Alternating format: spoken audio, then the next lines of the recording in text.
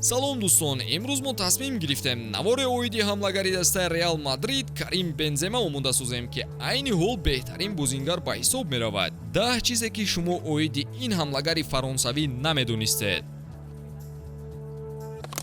дӯстон, ёдовар мешавем, ки навори мо бо дастгирии ширкати Yagex омода шудааст. Yagex сарпарасти эҳсосоти футболӣ. Дар Yagex регистратсия осон ва пардохт аз тамоми гӯшаи канори дунё, вале муҳимтар аз он бонус то $100 бо промокоди TOUCHFOOD.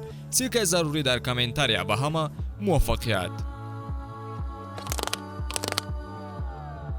Якум, ӯ зодаи Алжир мебошад. Карим монанди аксар бозингарони мунтахаби Фаронса аслаш африқоӣ мебошад. Волидайнаш аз Алжир ба Фаронса муҳоҷир шуданду Бензема он ҷо ба дунё омад. Ӯ метавонист байни мунтахаби Фаронса ва Алжир якеро интихоб намояд. Чӣ хеле медонед, ӯ Фаронсаро интихоб кард ва то ҷоми ҷаҳон дар ин мунтахаб баромад мекард. дуюм, ӯ дар кӯдакӣ таҳқир мешуд. Бенземае, ки имрӯз шумо мебинед, дар кӯдакӣ зиёд азоб мекашед. Ӯ дар атрофаш ҳамсояҳои хубе надошт ва онҳо ҳамеша Бенземаро мазоқу масхара мекарданд. Ҳамчунин бо сабаби қиёфаи арабӣ доштанаш ӯро ҷудо мекарданду ғарқи дискриминатсия мешуд. Ба ҳамааш нигоҳ накарда Карим футболро дӯст медошт ва аз синни 8 солагӣ ба ин варзиш машғул шуд. Он замонҳои душвор сабаб шуд, ки имрӯз ӯ ба як варзишгари беҳтарин табдил ёфта, ҳамчунин соҳиби молу мулк гардад. сеюм, ӯ замоне болбой буд. ҳамлагаре, ки имрӯз беҳтарин дар Аврупо мебинед, замоне дар дастаи Лиони Фаронса болбой буд. ӯ дар дастаи ҷавонони ин бошгоҳ қарор дошт ва барои дастаи асосӣ тӯббиёрӣ мекард. Баъди муддате ӯ бозингари асосии даста шуду таҳти шумораи 10 қадру қиматаш баланд гашт. чорум, рекорди голҳои зебо.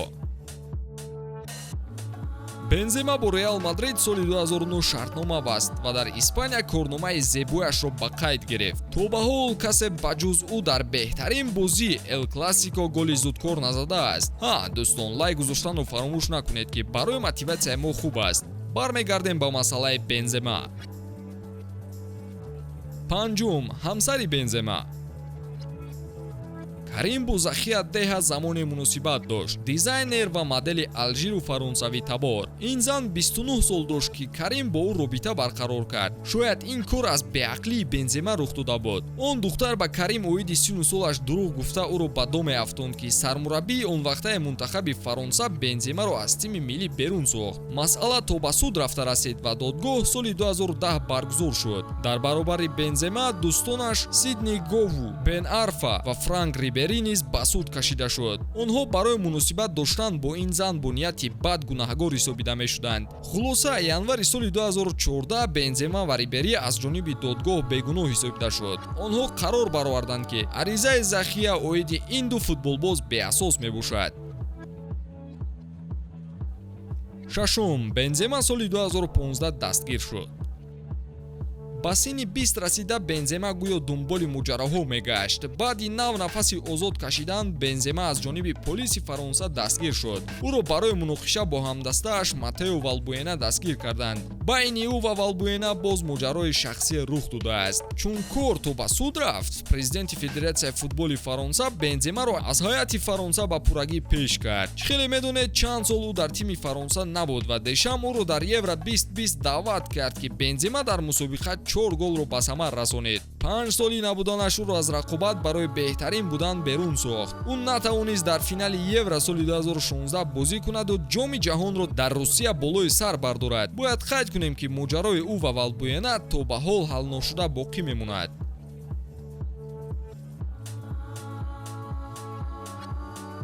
ҳафтум, ишқварзӣ бо Риана.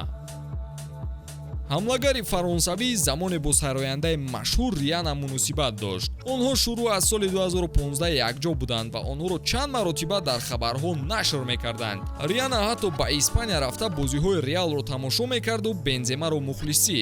гуфта мешуд, ки онҳо давоми 2 сол бо ҳам буданду соли 2017 ҷудо шуданд. ба ин ҳам нигоҳ накарда, расман касе исботи ишқварзии онҳоро карда наметавонад. ҳаштум, сабаби бастани ангушти хурдӣ.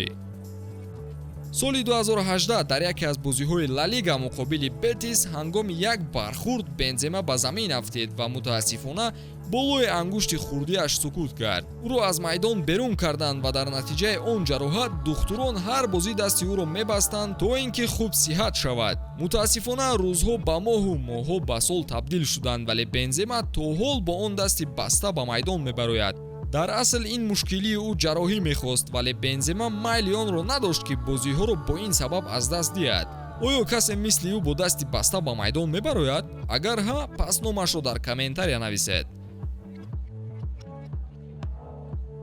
нуҳум, футболбоз бо стили махсус.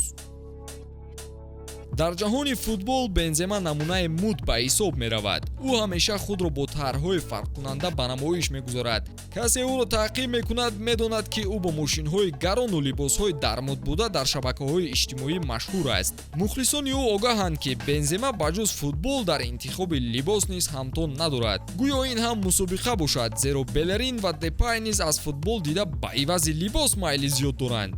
агар навори писанд омада бошад, лайкро зер кунед. ҳамчунин обуна шуда мунтазири навори нав бимонед. хайр дӯстон.